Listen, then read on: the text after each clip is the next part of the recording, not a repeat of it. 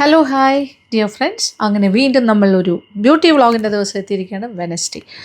കുറേ ദിവസമായില്ലേ ഞാൻ ഒരു ബ്യൂട്ടി വ്ളോഗ് ഇട്ടിട്ട്, ആഴ്ചകളായി എന്ന് തന്നെ പറയാം. അതുപോലെ മൺഡേ മോട്ടിവേഷൻ ഇതൊന്നും ഇടുന്നില്ലായിരുന്നു. ഭയങ്കര തിരക്കായിപ്പോയി. ഭയങ്കര തിരക്കെന്ന് വെച്ച് കഴിഞ്ഞാൽ ഒരുപാട് യാത്രയിലായിരുന്നല്ലോ. നമ്മുടെ ട്രാവൽ ചാനലിന് വേണ്ടിയിട്ടുള്ള കുറേ കർണാടക യാത്രയൊക്കെ ആയിരുന്നു. അപ്പോൾ നമ്മൾ സാധാരണയായിട്ട് ഞാൻ തമിഴ്നാട് സൈഡിൽ പോകുമ്പോൾ ഒരു 4 ദിവസമാണ് മാക്സിമം, 3 to 4 days. പക്ഷേ കർണാടക സൈഡിൽ പോയി തുടങ്ങിയപ്പോൾ 6 to 7 ഡേയ്സാണ് എടുക്കുന്നത്. ഇഫക്റ്റീവായിട്ട് നമ്മൾ ഷൂട്ട് ചെയ്യുന്നത് 5 ദിവസമാണെങ്കിലും പോകാനും വരാനുമുള്ള ട്രെയിനിൽ പോകുന്ന സമയം എല്ലാം കൂടി നോക്കുമ്പോൾ ഒരു 7 ഡേയ്സ് പോകും. ഒന്നുകിൽ 6 days അല്ലെങ്കിൽ 7 days, അങ്ങനെയാണ് അതിൻ്റെ ഒരു കണക്ക്.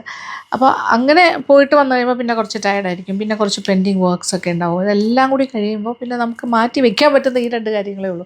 കുക്കിംഗ് വ്ളോഗ്സ് മുടക്കാതിരിക്കാൻ ഞാൻ പ്രത്യേകം ശ്രദ്ധിക്കാറുണ്ട്. എങ്കിലും ബേസിക്കലി നമ്മുടെ ഒരു കുക്കിംഗ് ചാനലും കൂടിയാണല്ലോ, ലൈഫ് സ്റ്റൈൽ ചാനലും ആണ്. അതിൻ്റെ ഭാഗമായിട്ടാണ് നമ്മൾ കുറേ ആൾക്കാരെങ്കിലും മൺഡേ മോട്ടിവേഷന് വേണ്ടിയും ബ്യൂട്ടി വ്ളോഗിന് വേണ്ടിയും വെയിറ്റ് ചെയ്യുന്നുണ്ടെന്നറിയാം. ബട്ട് ചില സാങ്കേതിക തടസ്സം കാരണമാണ്. Sorry for that. എന്തായാലും ഇന്ന് വീണ്ടും എത്തിയിട്ടുണ്ടല്ലോ അല്ലേ. ഓക്കെ, ഇന്നിപ്പോൾ ചെയ്യാൻ പോണ കാര്യം എന്ന് പറഞ്ഞാൽ, ഇപ്പോൾ ഞാൻ മേക്കപ്പ് ഒന്നും ഇട്ടിട്ടില്ല. ഓക്കെ, നല്ല ഫ്രഷ് ആയിട്ട് തന്നെ ഇരിക്കുവാണ്. അതായത് സ്കിൻ കെയർ തന്നെയാണ് ഇന്നത്തെയും നമ്മുടെ ടോപ്പിക്. ഇന്നത്തെ സ്കിൻ കെയർ എന്താണെന്ന് വെച്ചാൽ, നമ്മുടെ മുഖത്ത് എല്ലാം കൂടുതൽ ഞാൻ ആൻറ്റി ഏജിങ് കാര്യങ്ങൾ തന്നെയാണ് പറയുന്നത്. ആൻറ്റി ഏജിങ് എന്ന് പറയുമ്പോൾ ആർക്കും പ്രായമാകുന്നതിനോട് വലിയൊരു അക്സെപ്റ്റൻസ് ഇല്ല. എത്രത്തോളം നമ്മുടെ യൗവനം അല്ലെങ്കിൽ ലുക്ക് വൈസ് പ്രായം, ഏജ് ജസ്റ്റ് എ നമ്പർ എന്നല്ലേ പറയാറ്. പ്രായത്തിനനുസരിച്ചിട്ട് നമ്മൾ അതുപോലെ വയസ്സായതുപോലെ തോന്നിക്കാണ്ട് കുറച്ച് നമ്മുടെ കാര്യങ്ങളൊക്കെ കുറച്ചുകൂടെ സെൽഫ് കെയറും സെൽഫ് ലവും ഒക്കെ ഉണ്ടെങ്കിൽ നമ്മളെങ്ങനെ നമ്മുടെ സ്കിന്നിനെയും ഹെയറിനെയും നമ്മുടെ ഓവറോൾ ഹെൽത്തിനെയും നമ്മൾ കാത്തു സൂക്ഷിക്കുന്നു, അതനുസരിച്ചിട്ട് നമ്മുടെ ലുക്കൊക്കെ അതിനനുസരിച്ചിട്ടായിരിക്കും. അപ്പോൾ ഭയങ്കരമായിട്ട് സ്കിന്നൊക്കെ ചുളുങ്ങി പോകുന്നതൊക്കെ നമ്മൾ ശ്രദ്ധിക്കാത്തതുകൊണ്ടാണ്. ഒന്ന് ശ്രദ്ധിച്ചു കഴിഞ്ഞാൽ നമുക്ക് ആ ഒരു ചുളുക്കും കാര്യങ്ങളും ഒക്കെ കുറച്ച് കൊണ്ടുവരാം. അപ്പോൾ റിങ്കിൾസ് എല്ലാവരുടെയും ഒരു ഇഷ്യൂ ആണ്. സ്കിന്നിൻ്റെ ഡൾനെസ് ഒരു ഇഷ്യൂ ആണ്. പിന്നെന്താ പറയുക, മൊത്തത്തിൽ അങ്ങനെയാണല്ലോ. പിന്നെ sun damage, tan, uneven skin tone, ഇതൊക്കെ എല്ലാവരുടെയും ഒരു പ്രധാനപ്പെട്ട വിഷയമാണ്. അതിനെല്ലാം അഡ്രസ്സ് ചെയ്ത് തന്നെയാണ് ഞാൻ വീഡിയോസ് ഇടുന്നതും. അപ്പോൾ ഇന്നും അങ്ങനെ തന്നെയാണ്. അതായത് മുഖത്തുണ്ടാകുന്ന പ്രായമാകുന്നു എന്ന് തോന്നുന്നത് എങ്ങനെയാണ്, അതായത് സാഗിങ് ഓഫ് യുവർ സ്കിൻ, പിന്നെ അതുപോലെ വര, എന്താ പറയുക, റിങ്കിൾസ്, ഫൈൻ ലൈൻസ്, ഇത്തരം കാര്യങ്ങളൊക്കെ വരുമ്പോഴാണ്, അൺഈവൻ സ്കിൻ ടോൺ, ഇതൊക്കെ വരുമ്പോഴാണ് നമ്മുടെ ഏജ് തോന്നിക്കുന്ന സ്കിന്നായി മാറുന്നത്. അല്ലെങ്കിൽ സ്കിന്ന് വളരെ യൂത്ത്ഫുൾ ആയിരിക്കണമെങ്കിൽ നല്ല അത്രയും ഭയങ്കരമായിട്ട് എന്താ പറയുക, കുറച്ചൊരു പ്ലം അപ്പ് ചെയ്ത് നല്ലൊരു തുടുപ്പൊക്കെ തോന്നുന്ന രീതിയിൽ സ്കിന്ന് കുറച്ച് നല്ല ഫ്രഷായിട്ട്, നല്ലൊരു ഗ്ലോ ആയിട്ട്, നല്ലൊരു കംപ്ലക്ഷൻ എന്ന് വെച്ചാൽ വെളുപ്പ് കറുപ്പെന്നുള്ളതല്ല, ഏത് കംപ്ലക്ഷൻ ആണെങ്കിലും അത് നല്ല ബ്രൈറ്റ് ആയിരിക്കണം. ഓക്കെ, ഡള്ളാവാണ്ട് നല്ല ബ്രൈറ്റായിട്ട് ഉള്ളൊരു കംപ്ലക്ഷനായിട്ട് കൊണ്ട് നടക്കാൻ പറ്റിയാലാണ്, അതായത് നമ്മുടെ സ്കിന്ന്, നമ്മുടെ മുഖമൊക്കെ കാണുമ്പോൾ ഒരു റേഡിയൻസ് ഉണ്ടാകണം. ഇപ്പോൾ ഒരു ഡാർക്ക് ഷെയ്ഡുള്ളവരുടെ സ്കിന്നുള്ള ആളാണെങ്കിലും വൈറ്റ് ആയിട്ടുള്ള ആൾക്കാരാണെങ്കിലും മീഡിയം കംപ്ലക്ഷനുള്ള ആൾക്കാരാണെങ്കിലും സ്കിന്നിനൊരു തിളക്കം എന്ന് പറഞ്ഞൊരു കാര്യമുണ്ട്. ആ തിളക്കമാണ് അവരുടെ ആ ഒരു സ്കിന്നിൻ്റെ ഹെൽത്തിനെ ഡിഫൈൻ ചെയ്യുന്നത്. അല്ലാണ്ട് ഭയങ്കര വെളുത്തിരുന്നാൽ, നമ്മൾ ഭയങ്കര ഫെയർ ആണെങ്കിലും സ്കിന്നിനൊരു ഭംഗിയില്ലാണ്ടിരുന്നാൽ എന്താ കാര്യം? ഡൾ സ്കിന്നാണെങ്കിൽ എന്തായിരിക്കും? ഒരു ഭംഗി ഉണ്ടാവില്ല അല്ലേ? വെളുപ്പെന്ന് പറഞ്ഞിട്ട് ഭംഗി ഉണ്ടാവണമെന്നില്ല. ആ വെളുപ്പ് ഉള്ള സ്കിന്ന് കുറച്ചുകൂടി ബ്രൈറ്റ് ആൻഡ് റേഡിയൻറ്റ് ആൻഡ് ഭയങ്കരമായിട്ട് തിളങ്ങുന്നൊരു ഹെൽത്തി സ്കിന്നാണെങ്കിൽ വേറെ ലെവലായിട്ടിരിക്കും. അതുപോലെ തന്നെയാണ് എല്ലാ സ്കിൻ ടോണും. ഇപ്പോൾ മീഡിയം കംപ്ലക്ഷൻ ആണെങ്കിലും ചില ആൾക്കാരുടെ കണ്ടത് നല്ല തിളങ്ങുന്ന സ്കിന്നായിരിക്കും. ചില ഡാർക്ക് സ്കിന്നൊക്കെ എന്തൊരു തിളക്കമായിരിക്കും ചിലപ്പോൾ. അപ്പോൾ അത് ആ സ്കിൻ എങ്ങനെ ഇരിക്കുന്നു എന്നുള്ളതാണ്. സ്കിന്നിന് ആവശ്യമുള്ളൊരു മോയ്സ്ചറൈസിങ്, നമ്മുടെ ഒരു നാച്ചുറൽ വേ ഓഫ് മോയ്സ്ചറൈസിങ് ഉണ്ടാവണം. ഉള്ളുന്ന് വരുന്നൊരു എന്താ പറയുക, ഒരു ബ്രൈറ്റ്നസ്സാണ് നമ്മൾ കഴിക്കുന്ന ഭക്ഷണത്തിലൂടെ. പിന്നെ കുറേയൊക്കെ നമ്മുടെ മനസ്സിൻ്റെ സമാധാനം, സന്തോഷം, ജീവിത പ്രാരബ്ധങ്ങളുമായിട്ട് കഷ്ടപ്പെടുന്ന ആൾക്കാർക്കാണെങ്കിൽ കുറച്ച് അത്രയൊന്നും സന്തോഷം ഉണ്ടാവില്ലല്ലോ. ഭയങ്കര ഹാർഡ് വർക്കായിരിക്കും ജീവിതം മുന്നോട്ട്. അപ്പോൾ അങ്ങനെയൊന്നും സ്കിന്നൊന്നും എന്താ പറയുക, അവരുടെ മനസ്സിൻ്റെ ആ ഒരു അവസ്ഥ കൊണ്ട് ഒരു പക്ഷേ അവർക്ക് പ്രയോറിറ്റി അവരുടെ സ്കിന്ന് ഹെയറൊന്നും ആയിരിക്കില്ല, അവരുടെ ഹെൽത്ത് പോലും ആയിരിക്കില്ല. അവരതെല്ലാം മറന്നുകൊണ്ട് ജീവിക്കാനുള്ള തത്രപ്പാടിലായിരിക്കും. അങ്ങനെയുള്ളവരെയൊക്കെ നമുക്ക് ഒന്നും പറഞ്ഞിട്ട് കാര്യമില്ല. അവരുടെ അവസ്ഥ കൊണ്ടാണ് അങ്ങനെ വരുന്നത്. അല്ലാതെ അവർക്ക് സൗന്ദര്യമില്ലാഞ്ഞിട്ടല്ല, അവർ കെയർ ചെയ്യാഞ്ഞിട്ടാണ്, അത്രേ ഉള്ളൂ. അപ്പോൾ കെയർ ചെയ്യാൻ പറ്റുന്നവർ കെയർ ചെയ്യുക. അങ്ങനെ കെയർ ചെയ്യാൻ പറ്റിയാൽ, ഇപ്പോൾ നല്ല വില കൂടിയ എക്സ്പെൻസീവായിട്ടുള്ള ക്രീമും മറ്റു കാര്യങ്ങളും ഒന്നും ഇല്ലെങ്കിൽ പോലും നമുക്ക് നമ്മുടെ സ്കിന്നിനെ വീട്ടിലുള്ള നാച്ചുറൽ കാര്യങ്ങൾ വെച്ചിട്ട് എങ്ങനെ കെയർ ചെയ്യാമെന്നുള്ളതിൻ്റെ ചില കാര്യങ്ങളൊക്കെയാണ് ഞാൻ പലപ്പോഴും പറയാറുള്ളത്.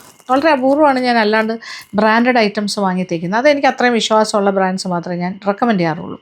അപ്പോൾ ഇന്നിപ്പോൾ ചെയ്യാൻ പോകുന്നത് എന്താ അറിയുമോ, ഞാൻ പറഞ്ഞല്ലോ, സ്കിന്നിൻ്റെ ബ്രൈറ്റ്നസ്, നല്ല എന്താ പറയുക, തിളങ്ങുന്ന കംപ്ലക്ഷനും മുഖത്തുണ്ടാകുന്ന വരകൾ, ഫൈൻ ലൈൻസ്, റിങ്കിൾസൊക്കെ മാറ്റി, മുഖത്ത് ഉണ്ടാകുന്ന ടാൻ എല്ലാം മാറ്റി, നല്ലൊരു കംപ്ലക്ഷൻ, നല്ല ബ്രൈറ്റ് ഗ്ലോയി കംപ്ലക്ഷൻ ഉണ്ടാക്കാൻ ആൻറ്റി ഏജിങ് ആയിട്ടുള്ള ഒരു ട്രീറ്റ്മെൻറ്റാണ് ഞാനിപ്പോൾ പറയാൻ പോകുന്നത്. ഇത് നമ്മൾ റെഗുലറായിട്ട് ചെയ്യുകയാണെങ്കിൽ ആഴ്ചയിൽ 2-3-4 പ്രാവശ്യം വേണമെങ്കിലും ചെയ്യാം, ഒരു പ്രശ്നവുമില്ല.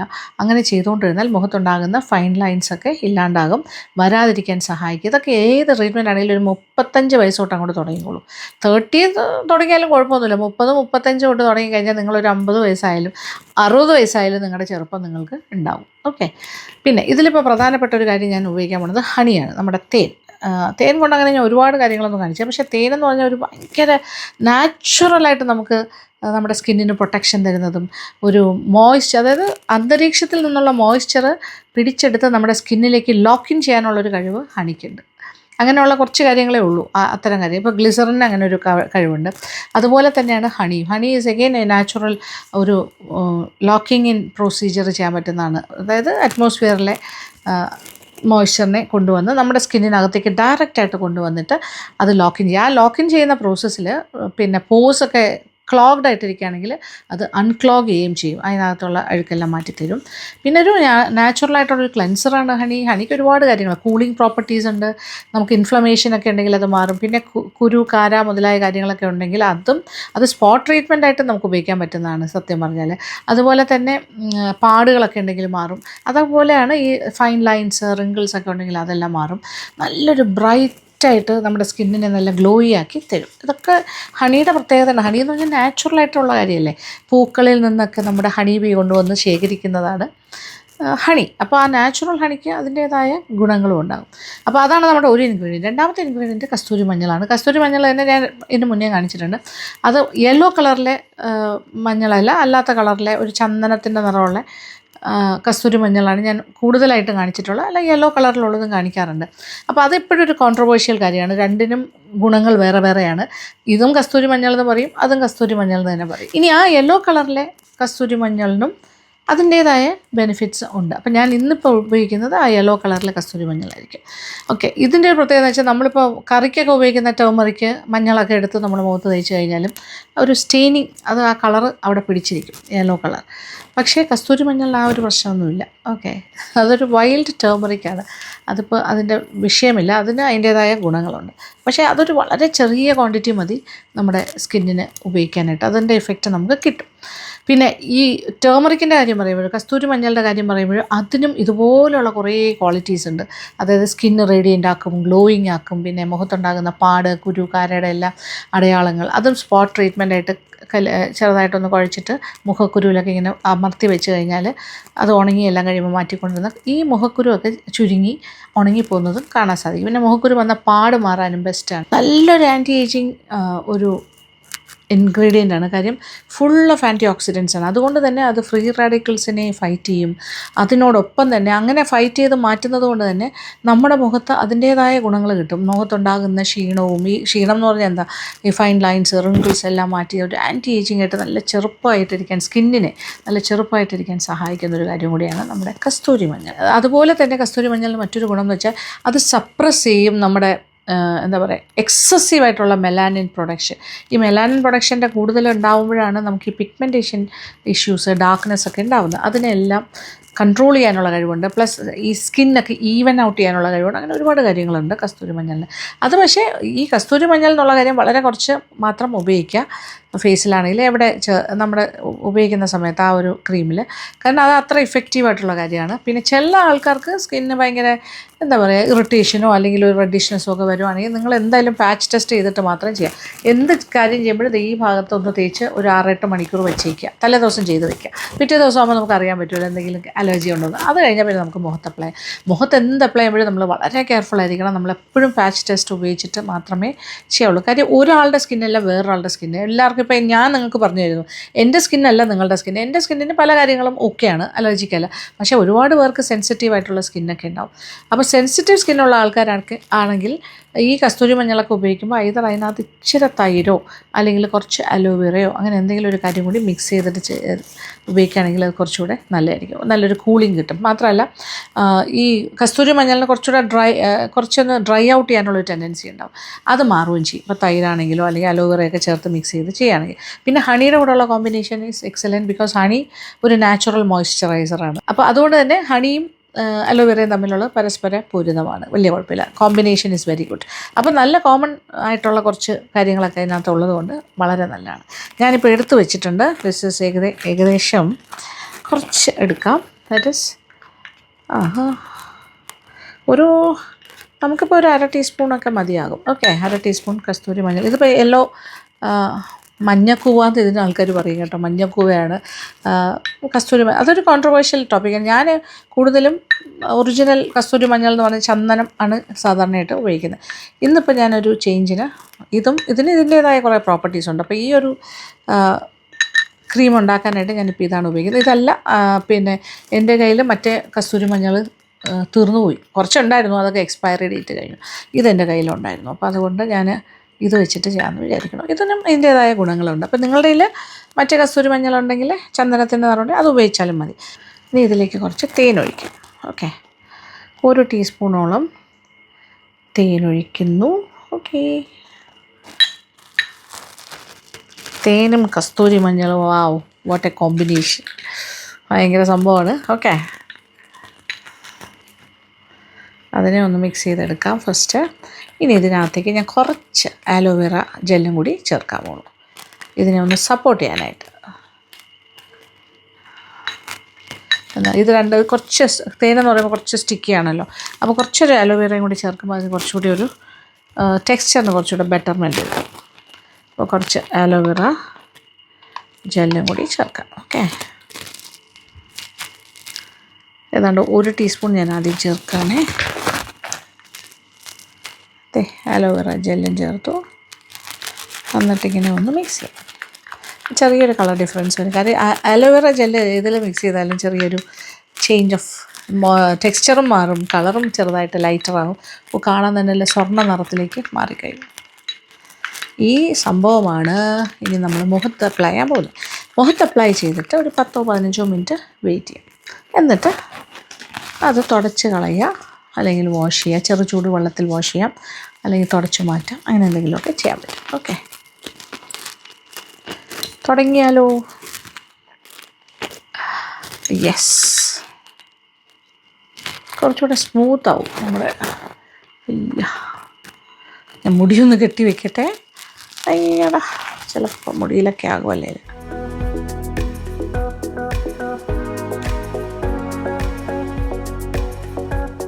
ഓക്കെ, ഒരു സ്വർണ്ണ നിറം പോലിരിക്കുന്നത്. ആഹാ, വെരി നൈസ്. പക്ഷേ ഈ അലോവേറയ്ക്ക് കുറച്ച് കൂളിംഗ് പ്രോപ്പർട്ടി ഉള്ളതുകൊണ്ട് എന്തെങ്കിലും അലർജിക് ആയിട്ടുള്ളവർക്ക് ഇത് ബെറ്റർ ആയിരിക്കും. സ്കിൻ അലർജി എന്തെങ്കിലും ഉണ്ടെങ്കിൽ അലോവേറയും കൂടി ചേർക്കുന്നത് നല്ലതാണ്. നല്ലൊരു ക്രീമി ആയിട്ടുള്ള നമ്മുടെ ഒരു ഫേസ് ക്രീമൊക്കെ വാങ്ങിച്ചിരിക്കില്ലേ, അതുപോലെ ഉണ്ട്. ഒരു ലെയർ അങ്ങനെ പുരട്ടി കൊടുക്കുക. ഓക്കെ,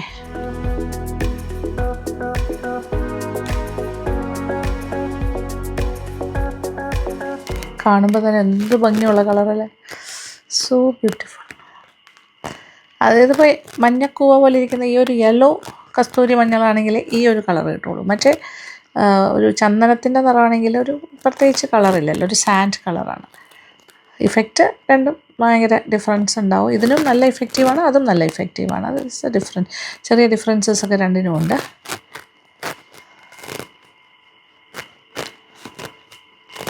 ഓക്കെ, കണ്ണിൻ്റെ അടിഭാഗം വരെ പോകണമെന്നില്ല, ഇച്ചിരി വിട്ട് ചെയ്തോളൂ.